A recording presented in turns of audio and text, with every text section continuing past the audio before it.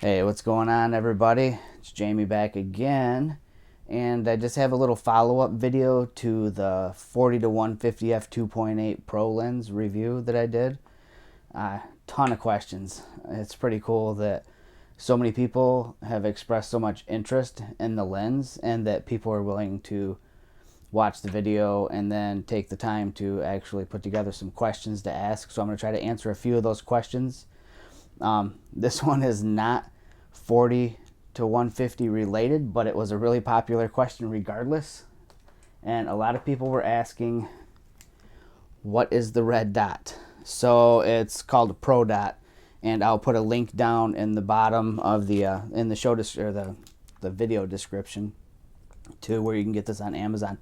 It's pretty cheap. You get a 2-pack for like $6 or $7. I use this just because it's not like you can't find the shutter button on your camera very easily, and that's usually not a problem for anybody, but it makes it a little bit more sensitive to touch. So I have bad form. I'll be the first to admit my technique stinks. I'm one of those people that really needs the 5-axis image stabilization or the 3-axis, whatever you have in the cameras. I need that because my form just stinks. So by adding this, it takes a lot less pressure to release the shutter. So I really like this.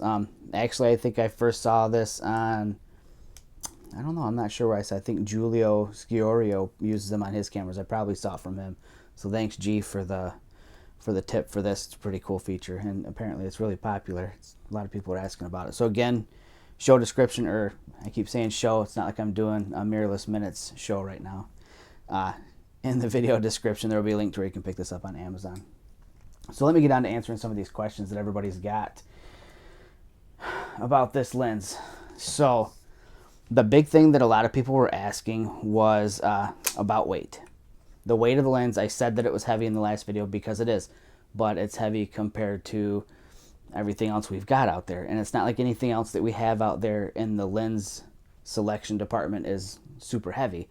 So heavy is a relative term. If you compare this, for those of you that are 4/3 users, if you compare this to like the 50 to 200 on regular 4/3, and I'm going from memory here, but I think it's maybe a little bit less than what that would have been. So it's not like super heavy. Another thing that I was asked just recently, just tonight actually, let me see the lens without the lens hood. So I take the lens hood off. So you want to see size without the lens hood. Now you need something for comparison to get that size. If you've got a 75 to 300, I'll compare it to that. This is the Mark 1, this is the original, I don't have the Mark 2. But for size comparison, you can see it's noticeably larger than the 75 to 300. And the diameter obviously is larger because we're running in, sorry for the interruption, running an f2.8 aperture here. So front element, mine is actually dusty because I was out in the woods today, so this is really embarrassing to even show it to you this way, but yeah, and I'm not using a UV filter on it. I'm not one of those people that likes to put cheap glass in front of good glass. But anyways, front element, I don't know why, but I had a lot of people ask if it was internal zoom, and I would figure most people would know that it is, but for those who weren't aware of it, it is internal zoom. So there is no telescoping involved when you zoom in and out, okay? So it's all internal, which is super cool. Makes me feel even that much more confident in the weather sealing when I know that all the focusing is happening on the inside. Another thing that was asked frequently, actually, tripod collar. Yes, it comes with the lens, as does the lens hood. They both come with the lens, so you don't have to purchase that separately. Is it removable? Yes, it is. You loosen this up, and then you can slide it back off the lens. I'm not going to take it off because I don't want to. And actually, my first night out shooting sports with it, I was shooting varsity high school football, and I was using my mPhoto tripod. I broke it down and turned it into a monopod, which is kind of one of the cool features you can do with it. And at some point, my tripod collar was loose. I never checked it to see how tight it was when I took the lens out of the box. And I'm panning, and all of a sudden my whole camera starts to tilt, and I thought, holy cow, what's going on? And then I realized, well, snug it up. So little tip. Remember to make sure that's snug before you take off and start doing crazy stuff with it. I had a few people ask me actually about the box that it comes in. And I said I wasn't going to do an unboxing video, and this isn't an unboxing video. I'm just going to show you the box. So let me reach over here and grab that. There's the box. It's like a big black. It's actually nice. Good packaging. So props to Olympus for the sexy packaging. All right. I'll compare it to a few other lenses just to give you some size ideas. 12 to 40 next to the 40 to 150. Okay. I don't know what else to say about size. Again, so many people asked me to give them my feelings about the weight of it. And again, it just depends on what your experience is with other lenses. I have actually had a lot of people that are coming from other systems, Nikon and Canon specifically, asking me to compare it to like 70 to 200s and things of that nature. And I've literally never shot another system. I've always been an Olympus user, so can't really comment on that. I don't know. Just going from size from the guys that were shooting the football game next to me with 70 to 200, this is significantly smaller, so I'm going to guess that the weight is significantly less as well. So that's that.